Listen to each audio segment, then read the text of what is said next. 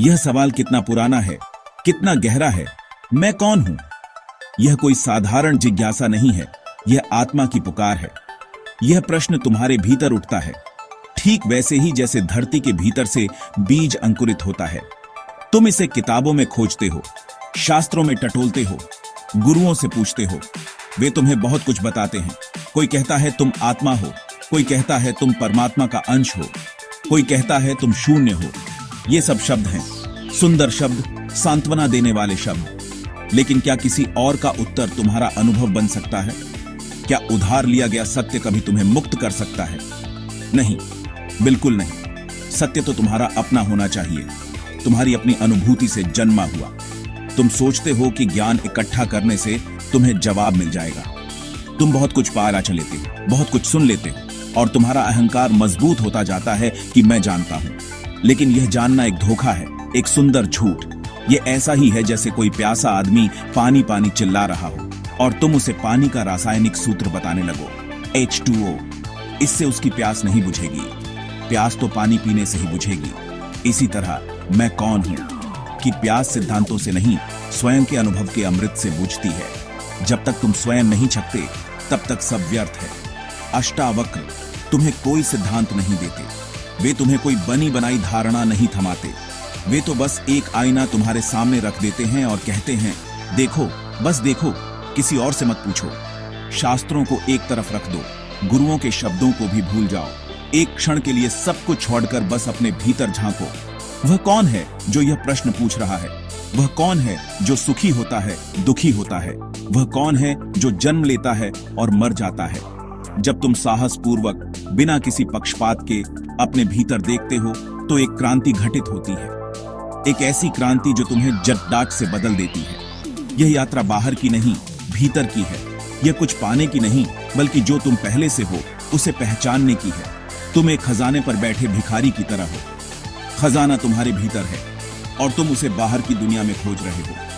तुम मंदिरों में जाते हो, मस्जिदों में जाते हो, तीर्थों की धूल छानते हो, लेकिन तुम वहां कभी नहीं जाते जहां तुम्हें जाना चाहिए, अपने भीतर। अष्टावक्र तुम्हें घर वापस बुलाते हैं। वे कहते हैं, लौटो, अपनी ओर लौटो, उस स्रोत की ओर लौटो जहां से सब कुछ उठता है और जहां सब कुछ विलीन हो जाता है। यही एकमात्र तीर्थ है, यही एकमात्र मंदिर है। अष्टावक्र का दर्शन इतना सरल है कि बुद्धि उसे पकड़े डेच नहीं पाती। बुद्धि को जटिलता पसंद है, उसे पहेलियां सुलझाने में मजा आता है। अष्टावक्र कहते हैं, तुम वह नहीं हो जो दिखाई देता है, तुम ये शरीर नहीं हो। शरीर तो मिट्टी का एक खिलौना है जो आज है, कल नहीं होगा। ये बढ़ता है, बूढ़ा होता है और एक दिन मिट्टी में मिल जाता है। तुम इसे देखते हो। बचपन में तुम्हारा शरीर कुछ और था, जवानी में कुछ और बुढ़ापे में कुछ और हो जाएगा। लेकिन तुम जो इन सब बदलावों को देख रहे हो, तुम वही रहते हो। तुम देखने वाले हो, दृश्य नहीं। तुम साक्षी हो। फिर तुम सोचते हो, शायद मैं मन हूं, मेरे विचार, मेरी भावनाएं, मेरे सपने, यही मैं हूं। अष्टावक्र कहते हैं, नहीं, तुम मन भी नहीं हो। देखो, विचार आते हैं और चले जाते हैं, जैसे आकाश में बादल। अभी क्रोध का बादल घिरा है, क्षण भर बाद करुणा की हवा बहने लगती है। अभी सुख का भाव है, पल भर में दुख घेर लेता है। ये सब बदलते रहते हैं। लेकिन तुम जो इन सभी विचारों और भावनाओं को आते जाते देख रहे हो, तुम कौन हो? तुम तो वह आकाश हो जिसमें ये बादल बनते और बिगड़ते हैं। तुम वह मौन पृष्ठभूमि हो जिस पर यह सारा खेल चल रहा है। तुम साक्षी हो। यह साक्षी भाव क्या है? यह कोई क्रिया नहीं है, यह कोई प्रयास नहीं है। यह तुम्हारी सहज अवस्था है, तुम्हारा स्वभाव है। तुम्हें कुछ करना नहीं है, बस जो हो रहा है उसे होने देना है। शरीर में दर्द हो रहा है, देखो। मन में चिंता है, देखो। हृदय में आनंद है, उसे भी देखो। बस एक तटस्थ दृष्टा बन जाओ, बिना किसी निर्णय के, बिना किसी चुनाव के। जैसे एक दर्पण होता है, वह बस प्रतिबिंबित करता है। वह यह नहीं कहता कि यह चेहरा सुंदर है और यह कुरूप है। वह बस दिखाता है। साक्षी होना ठीक ऐसा ही है। जब तुम इस साक्षी भाव में ठहरते हो तो तुम अचानक पाते हो कि तुम शरीर और मन के पार हो। यह ज्ञान तुम्हें तुरंत मुक्त करता है। इसके लिए वर्षों के अभ्यास की आवश्यकता नहीं है। यह कोई क्रमिक प्रक्रिया नहीं है, यह एक छलांग है, एक क्वांटम लीप। जिस क्षण तुम यह देख लेते हो कि तुम देखने वाले हो, उसी क्षण तुम मुक्त हो जाते हो। तुम संसार में रहते हो लेकिन संसार तुम में नहीं रहता। तुम भीड़ात में चलते हो लेकिन अकेले रहते हो। तुम सब कुछ करते हो फिर भी अकर्ता बने रहते हो, क्योंकि अब तुम जानते हो कि यह सब एक लीला है, एक खेल है और तुम इस खेल के दृष्टा मात्र हो। यही अष्टावक्र का परम रहस्य है, साक्षी भाव में जीना। सत्य तक पहुंचने के कई मार्ग हैं। कोई भक्ति के मार्ग पर चलता है, कोई योग के, कोई ज्ञान के। ये सभी मार्ग सुंदर हैं और एक ही मंजिल की ओर ले जाते हैं। भक्ति का मार्ग हृदय का है। भक्त भगवान को प्रेम करता है, नाचता है, गाता है और अपने मैं को प्रेम में विसर्जित कर देता है। वह कहता है, मैं कुछ नहीं, तू ही सब कुछ है। यह समर्पण का मार्ग है। प्रेम की अग्नि में अहंकार को गला देने का मार्ग। यह बहुत सुंदर है, लेकिन इसमें एक द्वैत है, भक्त और भगवान। जब तक यह द्वैत है, तब तक थोड़ी दूरी बनी रहती है। योग का मार्ग ऊर्जा और चेतना का है। योगी अपने शरीर और श्वास पर काम करता है। वह आसनों, प्राणायाम और ध्यान के माध्यम से अपनी ऊर्जा को रूपांतरित करता है और कुंडलिनी को जागृत करने का प्रयास करता है। यह एक वैज्ञानिक प्रक्रिया है, एक सीढ़ी दर सीढ़ी चढ़ने जैसा है।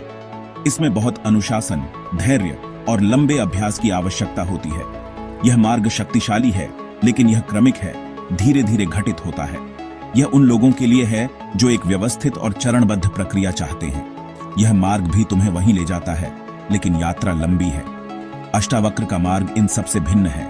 यह न तो हृदय का है, न ही ऊर्जा का। यह सीधा प्रज्ञा का, बोध का मार्ग है। यह मार्ग कहता है, तुम्हें कहीं जाने की जरूरत नहीं है, तुम पहले से ही मंजिल पर हो।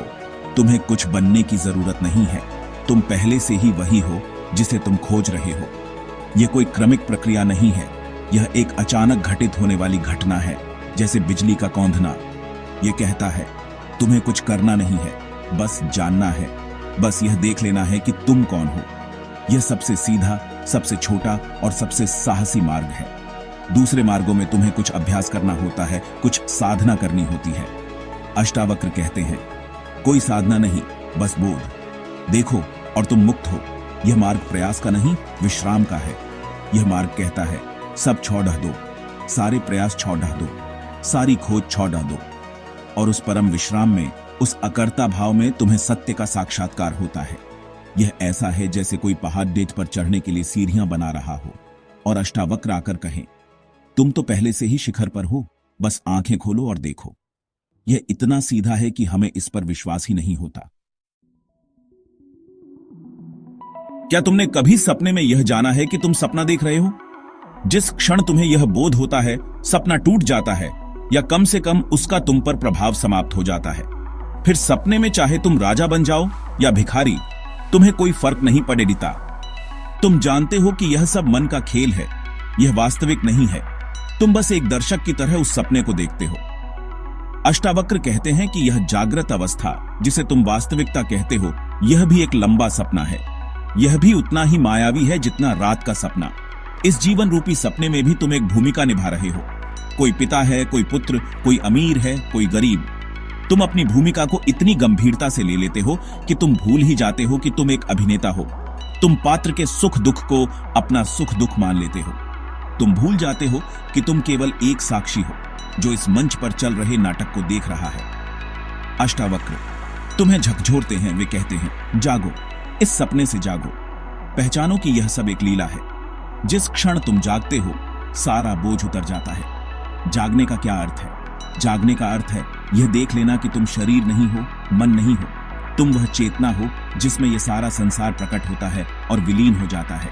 जैसे रात के सपने में संसार तुम्हारे मन में ही बनता है, वैसे ही यह जागृत संसार भी तुम्हारी चेतना पर एक प्रक्षेपण है। जब तुम इस सत्य को अनुभव कर लेते हो तो तुम मुक्त हो जाते हो। फिर तुम्हें कोई चीज बांध नहीं सकती। सफलता असफलता, मान अपमान, सुख दुख, ये सब सपने के हिस्से रह जाते हैं। तुम इनके पार चले जाते हो।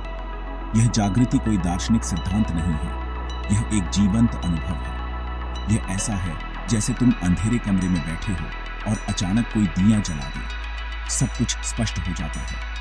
इसी तरह जब ज्ञान का दिया जलता है तो जीवन का सारा भ्रम मिट जाता है। तुम देखते हो कि तुम हमेशा से मुक्त थे, हमेशा से आनंद में थे, हमेशा से शांत थे। तुमने बस गलती से खुद को सपने के पात्र के साथ जोड़ लिया था। अष्टावक्र तुम्हें उस पात्र से अलग होने की कला सिखाते हैं। वे कहते हैं, देखो, बस देखो, और तुम जाग जाओगे। अष्टावक्र का मार्ग भिड्ड के लिए नहीं है। यह उन विरले साहसियों के लिए है जो परम सत्य का सामना करने के लिए तैयार हैं। भिड्ड को सहारे चाहिए, उसे विश्वास की बैसाखियां चाहिए। भीडर को संगठन चाहिए, उसे प्रार्थना और कर्मकांड चाहिए। ये सब चीजें मन को व्यस्त रखती हैं और तुम्हें स्वयं का सामना करने से बचाती हैं। अष्टावक्र तुम्हारे हाथ से सारी बैसाखियां छीन लेते हैं। वे तुम्हें नितांत अकेला खड़ा कर देते हैं। तुम्हारे और सत्य के बीच कोई नहीं होता, न कोई गुरु, न कोई शास्त्र, न कोई भगवान। बस तुम होते हो और तुम्हारा नग्न अस्तित्व। इस अकेलेपन के लिए बहुत साहस चाहिए। समाज तुम्हें सिखाता है कि अकेले रहना बुरा है। धर्म तुम्हें सिखाते हैं कि भगवान के साथ रहो, लेकिन अष्टावक्र कहते हैं अकेले हो जाओ, इतने अकेले कि भगवान का विचार भी न बचे। क्योंकि जब तक कोई दूसरा है तब तक द्वैत है, तब तक दूरी है। परम सत्य तो अद्वैत में ही प्रकट होता है, जब तुम अपने साथ बिल्कुल अकेले होते हो। उस परम मौन में जहां कोई विचार नहीं, कोई शब्द नहीं, कोई दूसरा नहीं, वहीं तुम अपने वास्तविक स्वरूप को पहचानते हो। यह मार्ग मौन का है। केवल बाहर से चुप हो जाना मौन नहीं है। असली मौन है विचारों का थम जाना। मन एक सतत कोलाहल है, एक बाजार है। अष्टावक्र कहते हैं इस बाजार से बाहर आ जाओ। विचारों को देखो, उनसे लड़े हो मत, उन्हें दबाओ मत। बस उन्हें आकाश में तैरते बादलों की तरह देखो। जब तुम उन्हें तटस्थ होकर देखते हो तो वे धीरे धीरे विदा होने लगते हैं। और जब विचारों का आकाश खाली हो जाता है तो जो शेष रह जाता है वही तुम हो, एक शुद्ध उपस्थिति, एक मौन साक्षी। यह मौन ही असली मंदिर है। यह ज्ञान कठिन नहीं है, यह तो अत्यंत सरल है। यह तुम्हारे भीतर ही मौजूद है, तुम्हारी श्वास से भी अधिक निकट है। तुम्हें इसे कहीं से लाना नहीं है, बस इसे पहचानना है, ढक्कन हटाना है। और जब तुम इसे जान लेते हो तो जानने को और कुछ शेष नहीं रहता। सारी खोज समाप्त हो जाती है, सारा संघर्ष मिट जाता है। तुम जीवन की धारा के साथ बहने लगते हो, एक परम विश्राम में, एक परम आनंद में। यही जीवन की सार्थकता है, यही परम मुक्ति है। देखो, बस अपनी ओर देखो, विचारों के पार देखो। तुम वही हो जिसे तुम सदियों से खोज रहे हो।